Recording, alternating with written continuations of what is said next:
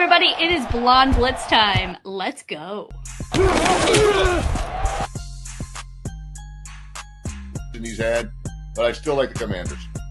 I'm also tough. Jamar Chase. Done. I'm looking at that Cincinnati team against the Cleveland Browns. Well, as soon as I saw the rain last night, I was wondering if that might be a little bit of a factor as well. How we play that week is really going to be more impacted. With the Raiders, who got Jacoby Myers back. The same thing with Joe Burrow. You just expect Joe Burrow to do it because he's been to a Super Bowl. It's time to send in the Blitz with Deb Whitcas and the Blonde Blitz. Hello, everybody, and welcome to the Blonde Blitz. I'm your host, Deb Whitcas. Week 10 has passed, and week 11 is upon us. We've got a great show for you today. My special guest is a trailblazer in girls flag football. She's a member of the USA Football 15U and US Select teams. She's also a singer-songwriter who wrote the anthem for NFL females in flag. It's called We Run This House. It's also the title of her new book, and we will talk all about it. Also on today's show is my friend and fellow sports reporter host, Maria Sorreo from Cox's media show, Playing the Field. She's here to help me out with hot takes for week 10. And as usual, sports comedian Haley Brooks joins us for Week 10 Funny. Sports clothing designer Mel the Clothing is back to tell you all how to get the perfect game day fit. Sports betting expert Alex White is here for your best bet for Week 11, along with fantasy expert Ballers Meg. Intuitive reader 333S Carey looks at her power deck for the Bengals versus Steelers game. And finally, you guys know what's coming. Ben Troupe, former tight end for the Bucs and the Titans, is here for Week 11 game picks. All right, guys, let's get it all started with headlines. Now to Deb Whitcas with the Blonde Blitz headlines.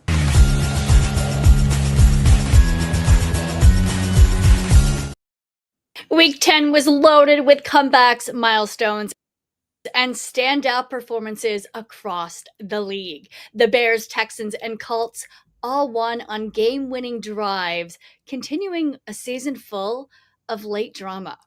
In Berlin, Jonathan Taylor powered the Colts to a 31-25 overtime win over Atlanta with 286 scrimmage yards and 3 touchdowns, the most ever in an international game. Matthew Stafford threw 4 touchdowns in a 42-26 Rams win over San Fran, becoming just the 9th QB in NFL history to reach 400 career TD passes.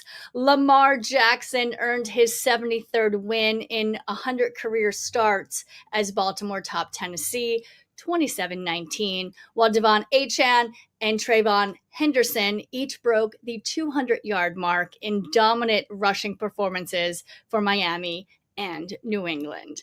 NFC Players of the Week on the offense, we got Jahmyr Gibbs of the Lions, 172 yards and 3 touchdowns in a 44-22 win at Washington. On the defense, DeMarcus Lawrence of the Seahawks, 2 fumble return touchdowns and 4 tackles, the third player ever to record 2 in one game.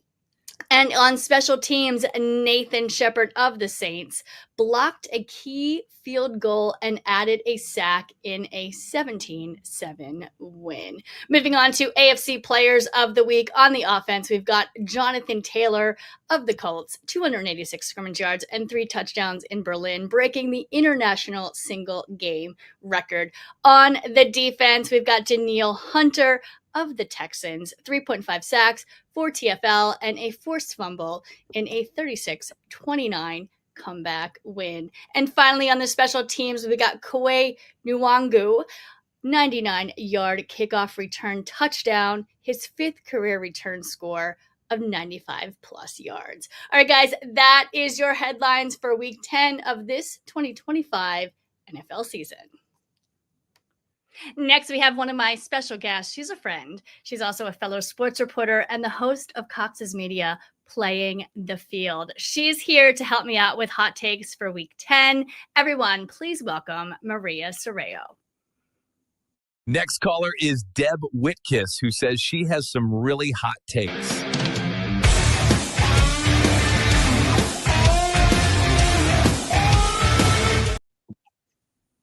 Maria, thank you so much for being here on the Blonde Blitz with me today. I'm so excited to have you. Oh, absolutely. It's my pleasure. Thanks for having me. Absolutely. So, unfortunately, I want to start off with some bad, not very sad news. Yeah. I wanted to recognize Paul Tagliabue, the NFL commissioner from 1989 to 2006. He passed away on November 9th. I just personally wanted to extend my condolences to his family, his friends, the league. In your eyes, what did the commissioner contribute during his years? This same, condolences to his family and friends. He was one of the pioneers in the NFL. These positions they're not open very often. And so I think the relationships that he had built over time with owners and teams is really the most important thing. And he did it at a very, very high level for a long time. So he stayed within that NFL family. And I think the fact that he endured for a long time and overtime was super important. He was also huge in instituting the Rooney Rule, to make sure that a lot of coaches would have the opportunity, whether they were African American or whatever their backgrounds were, that they'd have an opportunity to get out there and be a part of a team at a very high level. So I think when you go out on a limb and you try to make change in the league, it's something he'll always be remembered for. Absolutely. Such huge growth during those years. I feel like baseball used to be America's sport. And during that time, he really, contributed as much as he could and almost beat out baseball. Dare I say that? It's interesting you say that, because I think especially in the last 20 years, I would say football is the number one sport. And where football used to be a very seasonal sport, now we see football all season, as far as people know when the owners' meetings are. They know when the spring workouts are. They know when the draft starts. So it's really, it used to be like Super Bowl, and then they did the Pro Bowl, and you were like, oh my God, there's no football now forever. And it's so different now. It's so different. It's a yearly thing. I get depressed right after Super Bowl, I have to be honest. So right, of course. I'm there for the combine. I'm there for the draft. Right, exactly. Then, all of training camp and but I think that for fans, they before it was just like Super Bowl, Pro Bowl. Oh my gosh, there's nothing else. Yeah. But for us, we know when all these things are. But now fans know when all these things are too, because they're posting and you see them online and you're like, wow, this is crazy. But yeah, it's changed. Also, I wanted to discuss, unfortunately, Marshawn Nealon's passing last week as well, former DE for the Dallas Cowboys. We saw him score his first touchdown on Sunday's game, playing the Cardinals, and then Thursday he committed suicide from a self-inflicted gunshot wound following a police chase. Just tragic. It is so tragic. And the mental health is it's such a huge part of the NFL and the awareness that it brings. I knew Junior Seau back in the day when he played, and it's so strange, but after he stopped playing, he would do a lot of different things. And I remember seeing him, he was doing a show at an IndyCar race, and it was kind of a fun show, like, watch an NFL player do this or do that. So he was going to be like a tire changer. And I will never forget seeing him at that event. And shortly after, he committed suicide. And it just seems, it's something that I think we have to recognize, and these guys have to get help for, because they have so many concussions. They don't really know what it does to your brain, whether while you're playing or later in life. And, I think that we just have to be open to understanding what mental health, the crisis that's really out there, and what we can do to be a part of that to help these people. Absolutely. And I think the NFL does do a good job with it. Yeah. Unfortunately, we don't see this too much, but thankfully, because it's so incredibly sad. Yeah, absolutely. Let's get into some better news. Talking about the Patriots and Buccaneers game, New England beat Tampa 28-23, 7 wins in a row. They're 8-2. They lead the AFC East right now. Are the Patriots the dark horse of the NFL this season? Well, with Mike Vrabel as their head coach, I mean, he is the heart and soul of the New England Patriots. And it's so funny because as you know, this has been such an interesting season thus far with teams like the Baltimore Ravens, where every year you come in and say they're going to the Super Bowl, Right. and then you think, oh, I said it the first day. Right, exactly. We always and then they lost it. Right. And you look at the Patriots, and you always knew they were going to come back, but Tom Brady leaves, and then they have all these players that have retired or moved on, and you just wonder, like, how long is it going to take? Well, I think they're on their way back for sure. I think they're on their way back for sure. I mean, Drake May, second year, he's performing. Unbelievable. Yeah, MVP levels. They have such a strong defense, I feel too. Right. I've seen some questionable things. I've watched every game. I've seen questionable things from the offense, but still playing strong.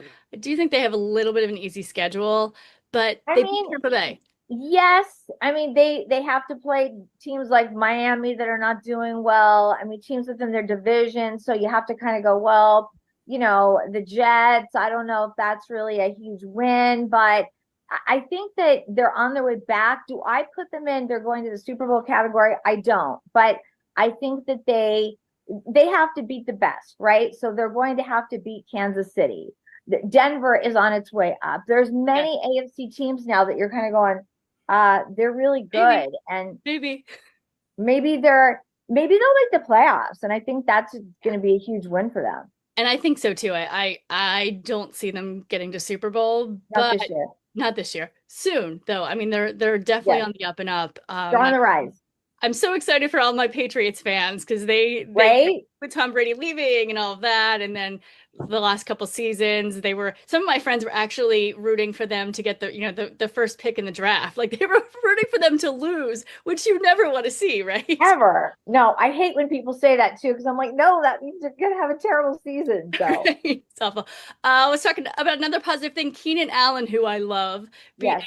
Antonio Gates, also who I love, on most receptions in Chargers history. Maria, you cover the Chargers a lot. I know you're there.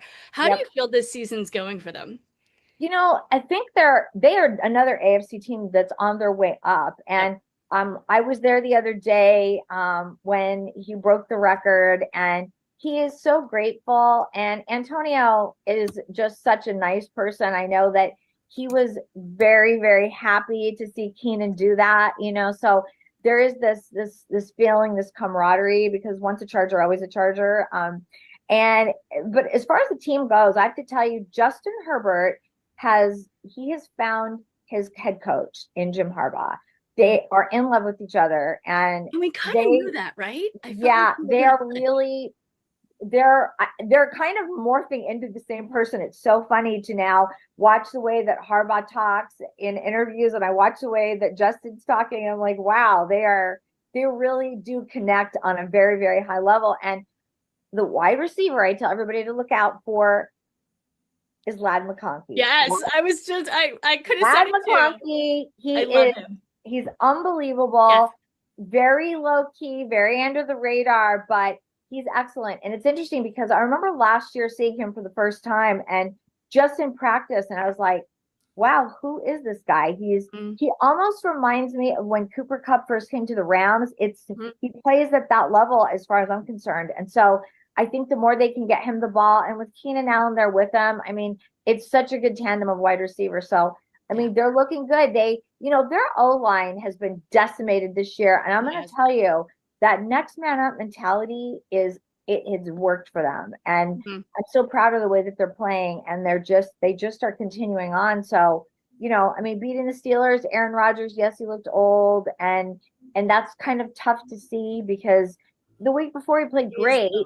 But I think that once you get to that stage, it's kind of like off and on. But the Chargers, they look good. They do. Cameron Dicker, I think, has been doing great. He's probably always the on best point. Kicker. He's got to be the best kicker in the NFL. There's no question. And you and I were talking actually at the Rams practice about how special teams this season across the league has been off, but not Cameron. Not Cameron. No. I should have looked that up, like how many he's actually missed, but it's not very many. He's very good. He's accurate. He's got a very, it's interesting for a kicker. A lot of kickers are very uptight. When you see them, they're very, very tunnel vision focused. He is a little bit more, he has some of that, but he's also kind of happy-go-lucky kind of guy, you know, and so it's interesting. Yeah, I feel like Cameron Dicker and Jake Elliott are very similar personality-wise and kicking styles that we know from the Eagles as well. So yeah. You mentioned the duo of wide receivers, another great pair, Devontae Adams and Puka Nacua from the Rams. And then there are 10,000 tight ends. It's like yes, they're all very good. I've never seen a Rams team in a very long time, even while I've been covering them, that have two, maybe Robert Woods and Cooper Kupp for a pretty good combination as well. But this offense, they are being overlooked. And I'm just going to say it here because they're being overlooked. They're very good. Matthew Stafford is playing at such a high level. Yes. You know, before the season, everyone's like, well, he's not top 10 anymore. And I was like, I got into two arguments. I said, name me 5 quarterbacks who are better than Matthew Stafford. And then, okay, maybe he's 5 or 6. There is no question that you could consider him in the top 3. And a lot of people would not agree with me, but who is better at this point? Well, Maria, San Francisco game, he threw for 280 yards, 4 touchdowns. In the New Orleans games, he threw for 281 and four touchdowns there. And Jacksonville, 182 yards and 5 touchdowns. Who is better? He should definitely be in the VMP, MVP talks for sure. And not only that, but think about this too, Dad. He is throwing to multiple wide receivers, multiple tight ends. He is getting the ball out. We've seen him throw to Tutu Atwell. We've seen him throw to, of course, Devontae and Puka are always going to get, the ball, but he is throwing Xavier. I mean, everybody on that roster you look at, and they've gotten a touchdown from him. Absolutely. He spreads it around the field. Absolutely. And yes. McVay's coaching is top notch as well. Yes. I think the Rams are going to the Super Bowl. We'll see. I mean, at this stage, it's, we're up and over that. We get to see them on a daily basis. And so you just kind of go, they had to win the game in San Francisco. Had to. They did. They have a huge game coming up. Yep. With the Seahawks too. Huge game. If they dominate the way they dominated in San Francisco, Seattle's coming here, but if they dominate like that, look out. Yeah. Watch out. Well, someone who unfortunately was not dominating, head coach Brian Daboll of the Giants. Oh my God, the Giants. He got fired. I have wanted to see him fired, honestly, for the last 2 years. He was always on my Black Monday list, but the Giants always made other moves. They finally, I think, made the correct one, possibly. What do you think? The Giants have been such a mess for so long. Yeah. And I don't know. I mean, do you fire a coach in the middle of a season? This is always kind of a big conversation because then somebody else is going to take over that's on the staff usually because everybody else is working. And so then another guy is going to get an opportunity. But when you are not playing at the level that you want, or if there's some kind of animosity going on within the team and the head coach, I mean, you have to make a change, and sometimes they'll throw out the offensive coordinator or, special teams coach. And you're like, that was just a gimme to say, well, we made a change, right. So exactly. And that's what they've been doing. Right. Exactly. Yeah. So to make this drastic of a change, I think that ownership had to step in and just say, this isn't working. And so he's going to go. I mean, he will get another job as a coordinator somewhere. They always do, but at some point you've got the head coach. Somebody once told me that, the head coach is never the hero. The quarterback is the hero. The head coach always gets fired. So either he does a great job and he stays because it's his job, or he's out. And so, you know what, they've got to move on and find somebody else. Yeah. Well, here's my concern about it is Jackson Dart. Daboll's a huge Jackson Dart fan, and Jackson, obviously he has a concussion at the moment from the Bears game last week, but he'll be back. So we'll scout it. So it's like, you make the change now, like you're finally clicking with your quarterback and your players, and now he just got fired. So that's always I'm not sure if it was the right move, as much as I have not liked him in the last several years. But another questionable coach from last week's game, Sirianni. I mean, Eagles did win 10-7, but what an ugly game. And why did Nick Sirianni? He punted the ball on 4th down, 30 seconds left, almost lost the game for the Eagles. Was this the right move for him to do at that time of the game? You know what? I don't know. I don't know if that was the right move because I always give one game during a season to look at a team and just go, what the heck was that? That is what we did. Yep. Exactly. I was screaming at the TV. Yeah, 10-7. How was that game 10-7? It was just. Yeah, that's true too. It was absolutely crazy. And so I do think that Sirianni comes from that diabolical, crazy coaching tree that we know many, many coaches come from. And I think there's just some games where they make decisions that you just don't. I mean, where does it come from? What was he trying to do? I don't know. If it ever happens again, then I think we're going to have a whole conversation about.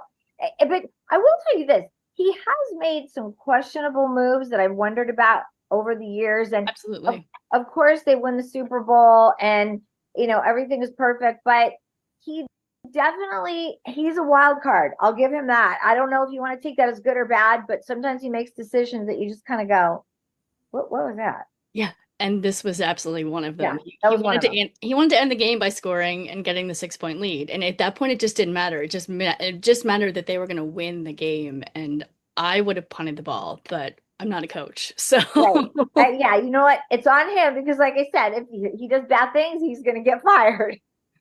All right, Maria, thank you so much for joining us today. Where can our audience find you? Absolutely, thank you so much. At Playing the Field TV, or if you're in Southern California, you can see me on RPV TV channel 33 or Cox TV 4 in the South Bay. Awesome. Thank you so much. And I will see you on Friday. I'll be at the Rams. I'll see you then. All right. Talk to you soon. All right, guys, keeping in the Week 10 theme, here's sports comedian Haley Brooks with her funny take on everything that happened. Okay, I got one for you. What did the wide receiver say to the football? Catch you later. Yeah, my jokes suck. That's why I watch the Blonde Blitz.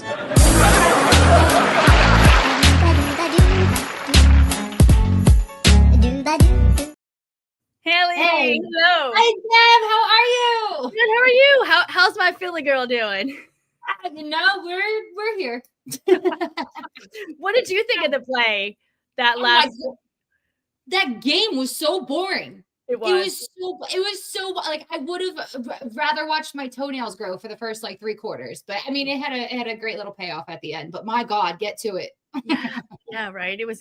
I mean, the Eagles defense did their job. They kept them, kept them at bay, kept them low scoring game. But that last punt, Sirianni went for it. AJ Brown didn't happen, and they almost lost it. Almost. It was. Thank God for a missed kick, right? Yeah, right. Thank God for the missed kick. Thank God. They were going for what, like a 70-yarder or something? There was no way, but you never know. I threw back a quick 70 yards real quick. Yeah. I mean, no big deal, right? So what did you think about Week 10 in general? Oh my goodness. Okay, so I think the hot ticket item of Week 10, going to Berlin, going overseas, right? So we had the NFL taking over Berlin. We had the Falcons and the Colts. And my God, the NFL fans took over Berlin like it was 1933 all over again, Deb, or as I like to call it, modern day America. But yes, Germany has some NFL roots. I mean, even this show, the Blonde Blitz, right? So the blondes, Germans love the blondes. But of course, yeah, even if it comes from a bottle, it's fine.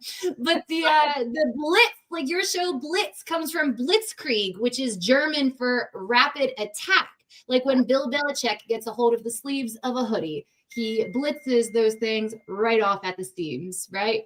Second Amendment, full-fledged, all the way, Bill.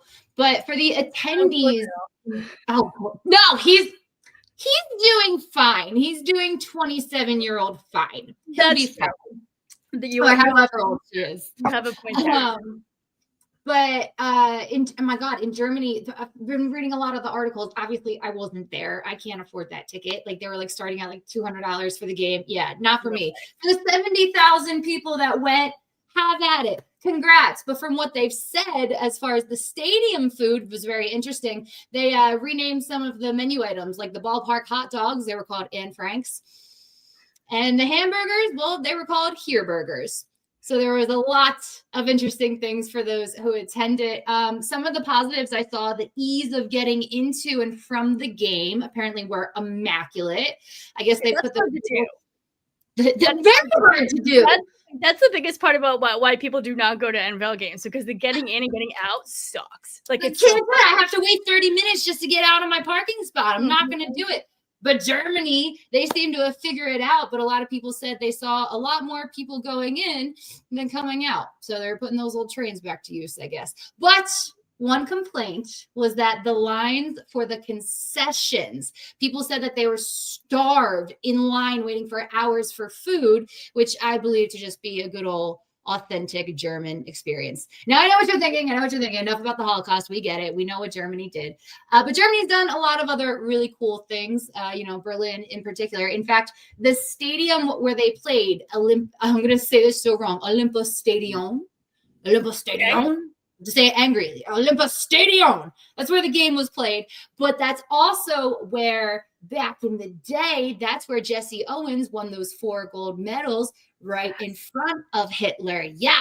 So we got to see our own little version play out when Colts 26-year-old running back Jonathan Taylor made the play of the game, breaking free and running down the field for an 83-yard touchdown. When asked how he felt about emulating such a historic athletic feat by Jesse Owens, Taylor replied, "Is that Lightning McQueen's brother?"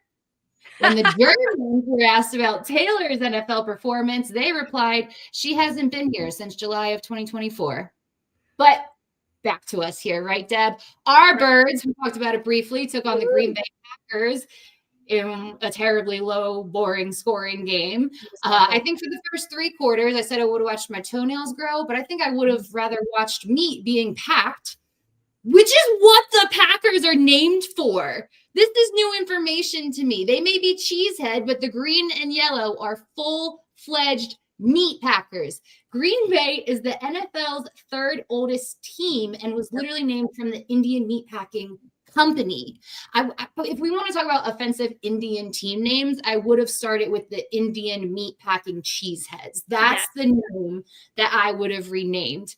But of course, our Birds lost that big win, whopping 10-7 final score. And we haven't spoken since Halloween, or like at least since Halloween happened, right? It's been a minute. I cannot tell you, I have children, and we're in Las Vegas, the amount of Eagles players I saw on Halloween.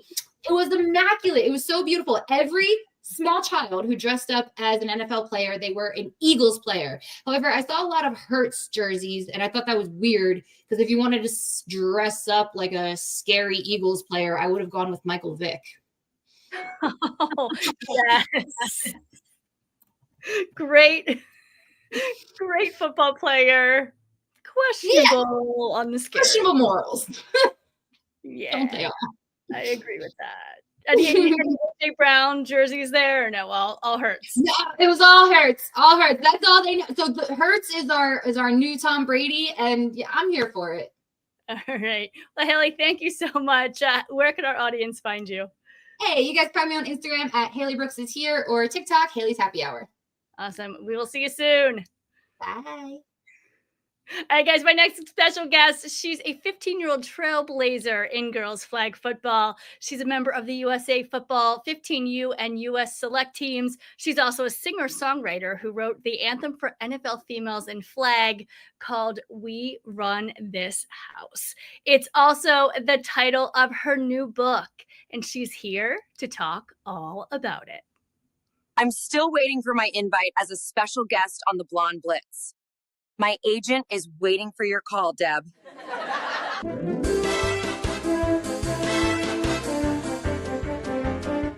My guest is Anna Sophia Dickens. She is a 15-year-old athlete, singer-songwriter, and the author of the new book, We Run This House. I've got it right here.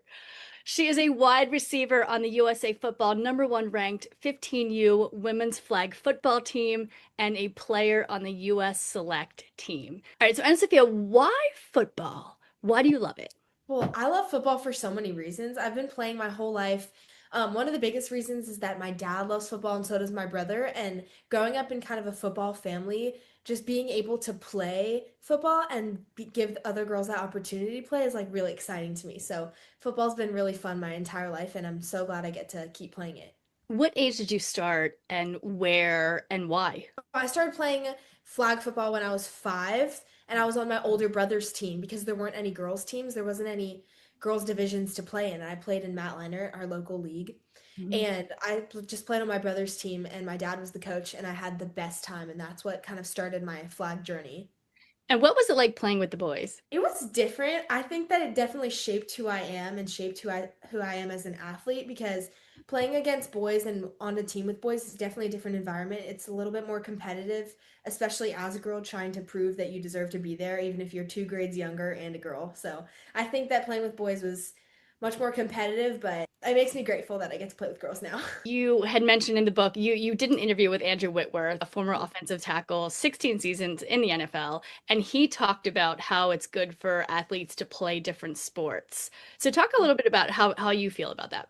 I think being a multi-sport athlete's a really important thing for being a good flag football athlete or for any type of athlete. Like growing up, I tried to get a foot in every single sport, you know, basketball, I did competitive dance, soccer, tennis, all the sports with different types of coordinations. And I think that's helped me so much because in every sport, especially like a new sport like flag football, you can use different types of like coordination and like different skills that you've learned from different sports for every part of the sport. Like I can use my speed from soccer, I can use my like flexibility for a bunch of things. Like I think it's really important being a multi-sport athlete and being able to make adjustments to new sports, especially going into high school when you don't really know what sport you're going to be focusing on. What teams have you played on starting from your youngest until now? I grew up playing on my Matt Leinart team, the local league, with a bunch of my friends, and then we turned that team into a club team called the OC Seals. And right now we're 15U. We've been doing that club team for a long time. We've been going to the national tournaments in Vegas and Ohio for NFL flag. And then I tried out for Talent ID camp, and then I got MVP of the Talent ID camp, which gave me a ticket to play on the US Select team. So now I play on the US Select team, and I did that over the summer. And I recently got an invitation from the Select Team All League MVP or something that got me an invitation to chat for the real national team, and then my high school varsity football team. So what is it like being 15 and playing for a US national team? It's so cool. I think it's definitely a challenge because being so young and having to balance all these different things like school and sports, I think it's really challenging, but it's a really cool experience. Like I think it's so cool to be able to say that I worked for this and I got this and I deserve it, you know? It's a balance, but how do you balance school and your friends and football and soccer all at the same time? Growing up in Orange County also is a little bit different because people are always just doing things all the time. So whenever I'm not either sleeping or doing sports or school, I squeeze in all of my friend time there too. You talked about it in the book, but how does women's flag football differ from men's tackle football? I think it's different because there's this drive that the girls have to change the sport and push it forward. Like every game I'm a part of,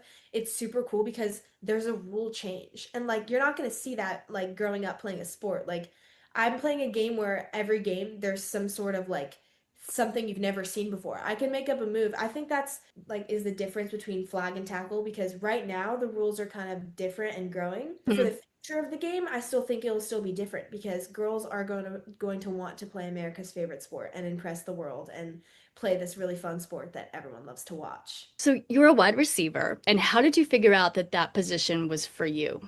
I think that position's kind of meant for me because my whole life I've been really trying to excel in my skills on catching, and that's something I've focused on. So I love catching and I love going out for deep passes and being super creative with my runs, especially from playing soccer. That's really helped with like running after I catch it. So that's my position, and I think that the catching part is kind of how I like got into that position. Let's kind of go over the positions in women's flag football. What skills do you need to have for each position? I talk a lot about this in my book for each chapter for each of the positions, but the wide receivers, it's mainly just speed and the ability to catch. Also, it takes a lot of mental skill to be a quarterback. Like it's hard, it's tough.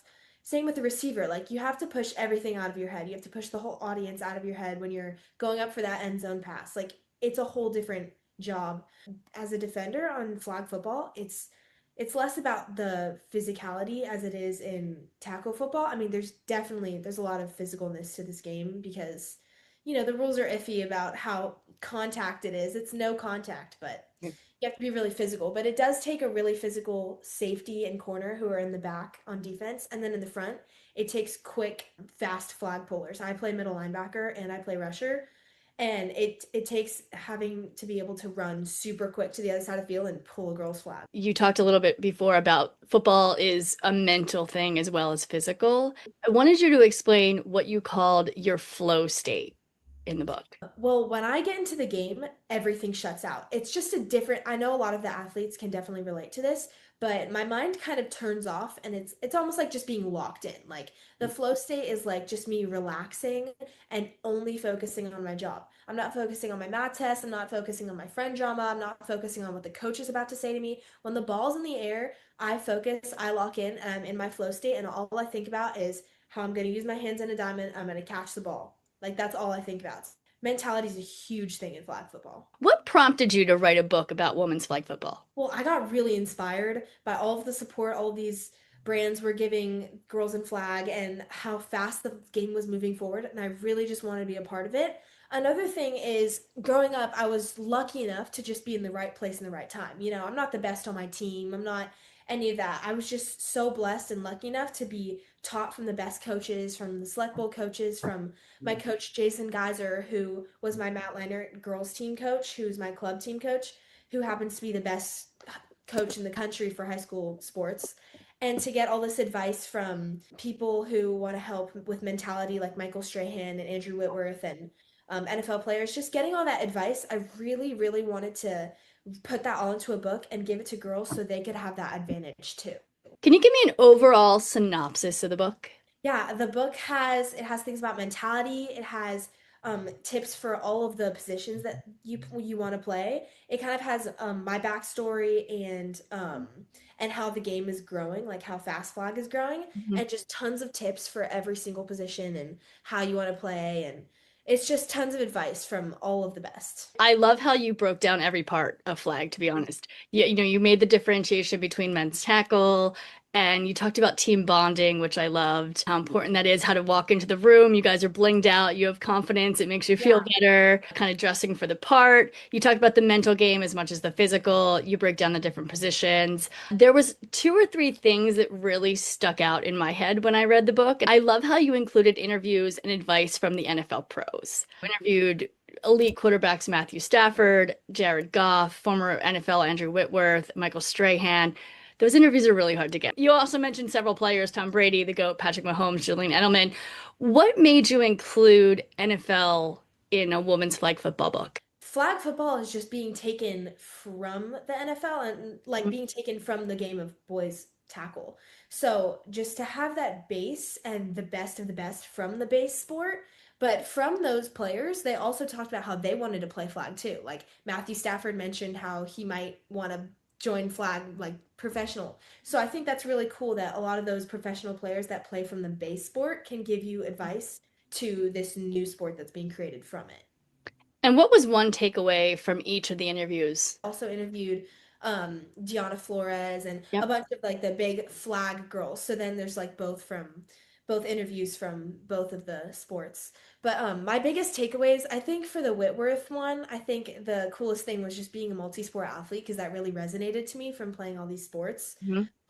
For Jared Goff, he talked about this indicator step that he has with his receivers. And I thought that was really cool because I asked him, I was like, how do your receivers just know when to turn for the ball like every time? They do this like step like in their route a little bit differently. So they're indicating like, I want the ball now. And I thought that was really interesting. And something Michael Strahan taught me was just to focus on like the job you have at hand. And also to Diana Flores, let's absolutely talk about her. She's a pioneer in women's flag football. What did you learn from her as well? She grew up playing flag on a dirt field because there was no one to support her. And just her saying that climb that she had, this power, this motivation, I think that was really inspiring. That was my biggest takeaway from her. Also with Vanita Crouch, she talked about how she just loved the game so much. She signed herself up in 10 different leagues. So she would have a game every single night.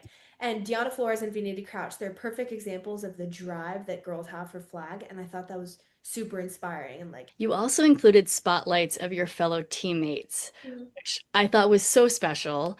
What made you decide to include them? well, I wouldn't be here where I am today without them. So they're 100% should be in the book and should be a part of my story.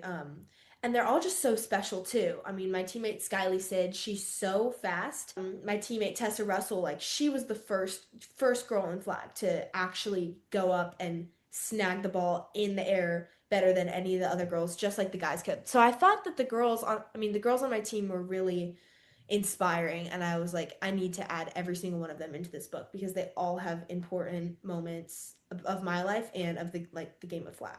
And you also included the Queen, Taylor Swift. You talked about how she opened up so many women's eyes to football, and I think that's extremely important. Can you expand on that idea? Well, this is kind of a fun question for me because I love singing and songwriting, and that's one of my biggest goals is that someday I could pursue more of my singing and songwriting. Just to have Taylor Swift bring her audience of singing and songwriting and music and her being an artist to football was really cool, really cool to see, but also to bring all of those girls with her that all are interested in playing flag football. I've met so many girls like around the country just traveling that are like, I see Taylor Swift at all the games, so I watch all of the games. Have you had any girls come up to you and ask for help or say, I did this because of Taylor and now I want to learn how to play? Has that happened? Yeah, I mean, I get some emails. I actually called with a girl a couple weeks ago. She called me. She told me it was her first day of playing flag, and she was super scared. And her high school still didn't have a girls team, so she was trying out for like the middle school boys feeder team, and she was super scared because she had never played before. And she asked me to give her some tips, so I thought that was really cool. I gave her a bunch of tips and she ordered the book, and I think that's really exciting. A bunch of girls asked me, here's all of my advice right here in a book. I just really just want to help girls play my favorite sport, If there's a woman and she's interested, or a girl who's interested in playing, but she doesn't know where to start, what advice would you have for her? My biggest advice is anyone can play. All you need to do is get 4 other girls and you've got a team. You can practice by throwing with anyone, just throwing, catching. Flash forward to 2024 NFL Pro Bowl. It's playing in the stadium for 54,000 people, and you're being interviewed by NFL Networks and ESPN Network, MJ Acosta on the field. What was that moment like for you?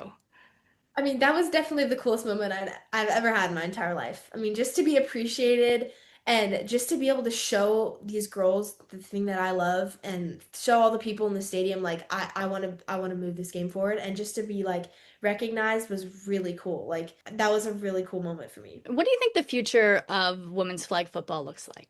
Well, for sure, obviously the colleges, and then 2028 Olympics. And then after that, just that it's continuing in the Olympics, it's going to grow over the course of the next decades. But just that it gets into all these big colleges. I know a lot of girls are really hoping to play. I'm really hoping to play flag in a good college. And what colleges are you looking at for flag? My dream colleges, I really want to stay somewhere local. I want to go to USC, UCLA. My biggest goal is Stanford. I'm hoping that the flag really gets into those colleges as like D1 or D2 sports. Are you looking for a pro career in flag football? Next year, I'm going to trials for the national team, and hopefully someday I'll be on the national team and I can just keep playing on the national team and, play in a pro women's league, which would be so cool. And just to be able to play in the Olympics and play in college, that's definitely my dream. And Sophia, if anyone watching today's interview, they want more info on the book or women's flag football in general, how can our audience find you? You guys can find me on Instagram at Anna Sophia Dickens, and I'm on TikTok and my website, and you can get the book on Amazon or Barnes & Noble, but you can find me anywhere. I see great things in your future. I have a feeling this will not be the last time we see each other in this space. I wish you the best of luck in everything, and thank you so much for joining us today on High School on SI. All right, guys, next we've got sports clothing designer Mel the Clothing telling you how to slay your game day outfit. When I need the latest in style and entertainment, I tune into the Blonde Blitz.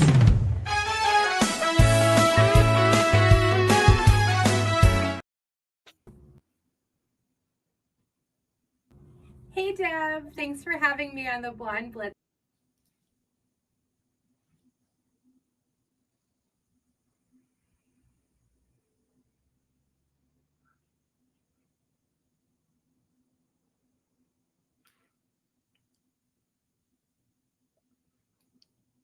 All right, we're having some technical difficulties. Mercury is in retrograde for sure. Let's get to the games, shall we? Please welcome third-generation sports betting expert Alex White to give you your best bet for Week 11.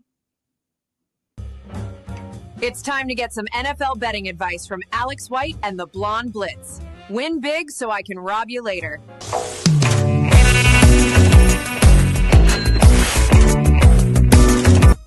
Hi Deb, hi everyone. Alex White here from Sports by the Book. Very happy with my Rams pick last week. Let's keep it going. Showing the AFC West some love this time. The Broncos 8-2 on top of that division. The Chiefs 5-4. So it's an important game for them. Luckily, they're coming off a bye week, and that means extra time to prepare. Defensive coordinator Steve Spagnuolo, one of the best in the business. He's going to have a good time here shutting down this Broncos offense that's already struggling. Now extra time to prepare. Right now, 17th in the league in points per game, 18th in yards per play. Bo Nix, 18th among starting quarterbacks in his average passing yards per game. On the other side, though, Patrick Mahomes and company, they're going to struggle because this Broncos defense is elite. Third right now in scoring defense. First in opponent yards per play. They're also the best red zone defense in the league. The Chiefs, it feels like they're struggling on the defensive side, but they're fourth right now in points per game, and their strength is against the pass. J.K. Dobbins is questionable right now, so it's going to be a tough time for both offenses. You know what that means. 44.5. We're going under that total. Best bet of the week here in Week 11. Have a great weekend, everybody. I'll check in again next week. Thank you very much. All right, thanks so much, Alex. And of course, we cannot talk sports betting without talking fantasy. Here's fantasy expert Baller Meg with her advice for week number 11. When I'm looking for fantasy advice, I listen to Meg from TSS Fantasy. Hi guys, Ballers Meg coming at you with the fantasy football section of the Blonde Blitz podcast again this week, where I'm giving you some advice on which players I would be picking up wherever possible. Starting off over in Dallas with Javonte Williams, who's facing a Raiders side this week that we know have not been the top shelf performers that we would expect. Javonte Williams looks to be putting on points week in, week out, and I would be saying he's a safe bet for your fantasy football squad. Next up, we've got Lad McConkey over at the Los Angeles Chargers. I'm seeing him putting on a lot of points this week against Jacksonville Jaguars.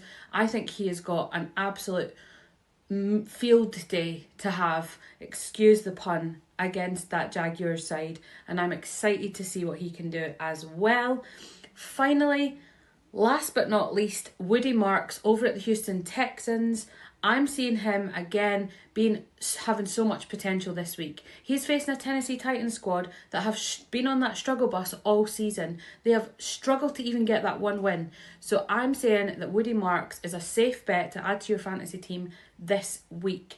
Also, with limited targets at the Texans, he is definitely one of the top performers there. So let me know how you get on, and for more hints, tips, tricks and advice, follow me at ballers_meg across all social media platforms, and check out TSS Fantasy for an in-depth look at your Week 11 games this Sunday. This tape will self-destruct in 5 seconds. Good luck. All right, thanks so much, Meg. Next, Intuitive Reader 333 Ask Carrie is using her power deck to predict the Bengals versus Steelers game this week. Carrie, what do you got for us?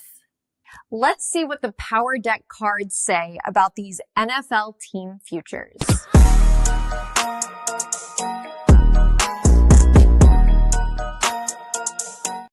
333 Ask Carrie here, ready to give you Week 11 predictions for the Bengals versus Steelers game using my power deck.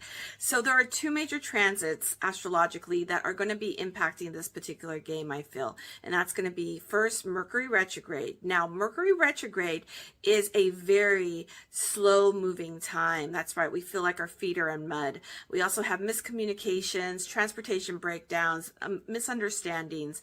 And one of the things that I feel might be happening and how it relates to football is the fact there might be a controversial call and or maybe an injury or two. I don't know. Unfortunately, hopefully not a combo of that. And then the second transit that I feel is going to be very impactful is Venus and Scorpio. Now, Venus and Scorpio really brings out the teams that give that all or nothing vibe, or also very much so a rivalry type of a feel to the game. So in other words, I feel like it's going to be a pretty intense particular game, and I don't think this is going to be the only game that's like that for this particular week. But let's see how these teams do. First, let's talk about the Bengals. The Bengals is very an earth and water type of an energy going on. We have Joe Flacco, who is a Capricorn, and then we have Jamar Chase, who's a Pisces, and together they have this very grounded yet flowy vibe.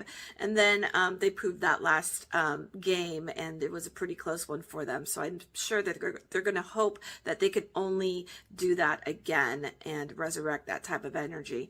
Then we have the Steelers, and they are on home turf, guys, so they are ready to rock and roll. We have Aaron Rodgers, quarterback, who is a Sagittarian. That's a fire sign. So, and then they have a water vibe because two of their other key players are Scorpio and Pisces. So they have this like very it's a very fiery yet very balanced flow of energy. So who's going to win out? Let's see from the power deck. Let's start with the Bengals.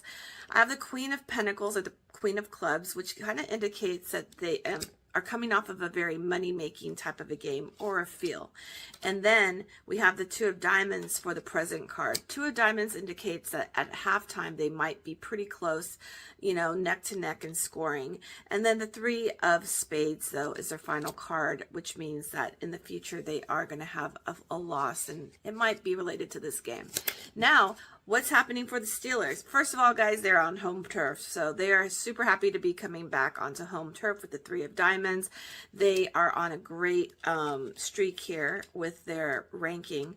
And then also, King of Hearts is their current card, so that means that probably a combination of those sweethearts, Aaron Rodgers, and the other two water sign players that are coming on, because hearts represent water. And then we have the Three of Hearts, which indicates that there'll probably be at least 3 major plays that they'll make, whether they're touchdowns or really just great comeback plays, and ultimately win the game. And the final score being Bengals 21, Steelers 28. Okay, back to you, Deb. Have a great week. Thanks so much, Carrie. We will see if your predictions are correct. All right, guys. Ben Troupe, former tight end for the Buccaneers and the Titans, is here. He's here to help me with Week 11 game picks. Bring in Deb and Troupe so we can get our NFL picks.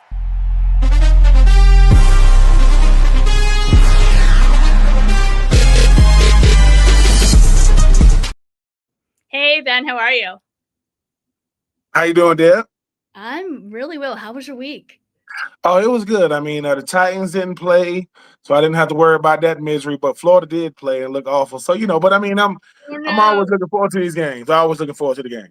All right. Well, let's talk about Bills versus Bucks Sunday at 1 p.m. What do you got and why? Ooh, the fact that the Bills and the Bucks both coming off losses, which is a rare thing to say, right? You got two teams of that caliber, but I think the Bills need this game. While the Bucks lost, the Bills got embarrassed. The Bills got embarrassed by a Miami Dolphins team. I mean, a Miami Dolphins team that didn't have no Cheetah. I mean, what Dolphins? No Cheetah, no Jalen Phillips, no Jalen Ramsey, no GM, and they beat the brakes off the Bills. Yeah. I got the Bills winning this one, but I know the Bucks will not go quietly into the night. Absolutely, and the Bucks actually lead the all-time series 8-5. And some interesting stat here: the Bucks have never won a regular season game in Buffalo. ever. I mean, has it gotten cold in Buffalo yet? Because if it's gotten cold, that's not going to bode well for Baker Mayfield and company. Right. Well, I mean, both teams are 6-3. I think this is going to be a close game. Bills are motivated, like you said. They lost that last one to the Dolphins, but you kind of never know what Bills team is going to show up. Right? Yeah. That's the problem here. Bills tight end Dalton Kincaid. He's questionable for Sunday. He's obviously Allen's favorite target. I think the dominant Bills will show up against a good Bucs team. To be honest, the Buccaneers they're missing. Yeah, they're missing their top 3 offensive weapons: Bucky Irvin, Michael Evans, Chris Godwin. I feel like though a ground game led by Josh Allen and James Cook should be enough to take down Tampa. So, Bills are favored by 5.5. I'm going Bills. Okay. I like the Bills too. Sean McDermott, hey, sir, you better start getting some wins because losing to the Dolphins like that and the class of the AFC East right now being Drake May and New England. Yeah, he's definitely on the hot seat. Definitely on the hot seat. And it's gonna be raining in Buffalo. It's gonna be in the 40s. There are going to be some high winds, so it's not going to be cold necessarily, but the high winds might be questionable for kicking, and we know how much the kicking has, the entire season has come down to some kicks. So we'll see. I'm going Bills. All right, let's go Seahawks versus Rams. Cannot wait for this game Sunday at 4:05 p.m. Who you got and why? This is going to be probably the game of the week. I know we got some other games on the slate, but Sam Darnold and this entire Seattle Seahawks offense led by Jackson Smith, Enigma, I mean, the way he's playing right now, I think is already over 1,000 yards. This defense led by Leonard Williams and company. I like the Rams. I like Puka. I like Devontae Adams, which we'll see how his health is. I mean, I don't know what it is about Matthew Stafford. As he gets older, he seems to keep getting better. But the more complete team is Seattle. While I like the Rams, I love Seattle. I'm going to go with the Seahawks. Oh, wow. All right. I have to go Rams. Obviously, I cover them. I think Stafford should definitely be in MVP talks. He's averaging 4 touchdowns a game, which is insane. Darnold's playing great, though, too. Both teams are 7-2. They have both won 4 straight, both balanced teams. I think it's going to come down to the defense and who can stop the ball, right? Yeah. That's what it's going to come down to. The Rams rank 2nd in the NFL right now, allowing just 17 PPG, and the Seahawks rank 4th at 19.1 PPG. So I'm giving the edge to the home team. SoFi will be on fire. Rams. It will. Those Rams are a 3-point favorite. I'm going to go Rams. So we'll see who's right there. Another really good game. These last 2 are great. Chiefs versus Broncos, Sunday at 8:20 p.m. Who you got and why? Who would ever thought that the Broncos would come into this game 8-2 and the Kansas City Chiefs will be chasing the Broncos right now, like what Bo Nix and company is doing, Cortland Sutton and those guys. But it's something about this Chiefs team that you realize, hey, man, this is when we got to start making a run. We respect what Bo Nix and Sean Payton have done. But I just think this Kansas City Chiefs team understand that they have underwhelmed at this point, have won some games, kind of let people know they're still a very, very good team. But they need this win. 1, because it's a division game, and 2, we don't want Bo Nix to come to put too much space in between them because you still got to deal with the Chargers who are surging. Give me Kansas City. Good game now, good game. But I got Kansas City winning this one because I think the Denver Broncos, while they're 8-2, I don't know how impressive of an 8-2 it is. Yes, it's 8-2, and I'm going to respect what they've done.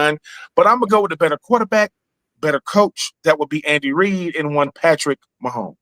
Absolutely. I agree with you, too. I think the Chiefs have this one. The Chiefs are all-time 73-57. Broncos have won 7 straight and are 5-0 at home this season, but I don't think that's going to make a difference. Andy Reid is 22-4 in his career after bye weeks. Wow. Yeah. So KC is well rested and ready to go. So I think they're going to dominate, and I think it's going to come down to the wire, but KC normally performs great like that. So the Chiefs are the 4-point favorite on this one. I'm going to go Chiefs as well. All right. We got the last game. We got Lions versus Eagles, Monday Night Football, under the bright lights. Who do you got and why? You know who I have already. Of course. Let me tell you why I'm going to go with the Lions. And I respect what the Eagles have done. Bringing over Jalen Phillips, you saw he paid dividends, against Green Bay. You talk about Saquon having a nice bounce back game against the Green Bay Packers.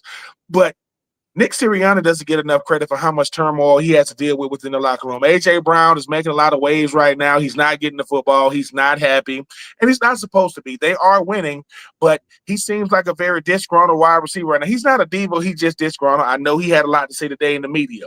Sometimes inner workings of a Nick Sirianni, what he does a good job of is not letting distractions become outside of Philadelphia and affecting the game. Jalen Hurts is a man of very few words. He's not going to say much. He's just going to go out there and win. But I think this Detroit Lions team knows that we got to win against teams like Philadelphia to prove not just to ourselves but to the rest of the league that we're a team to reckon with. Because when Detroit played against Kansas City, that game kind of got away from Detroit. And you got a two-headed monster at running back with Montgomery and Gibbs. You talk about what Amon St. Brown does. Aiden Hutchinson is going to learn why Lane Johnson is one of the best right tackles in football. But it's going to be a good game. But I just think Detroit is going to prove to Philadelphia, hey, man, y'all might be a better team than us, but y'all going to have to reel some of this distraction stuff in, that being A.J. Brown, talk about the offense and what the defense, is making up for them. Love the Eagles, never ever like to go against them, but I'm going to go with Detroit only because of the distractions coming out of their locker room right now.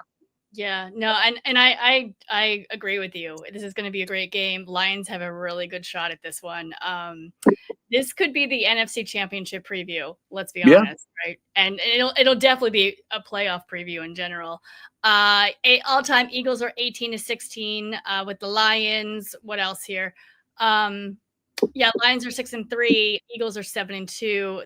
The Eagles just stacked up a defense, like you said. Dan Campbell did take over the play calling. Lions are looking better. But I think when it comes down to it, this is a night game at the lake.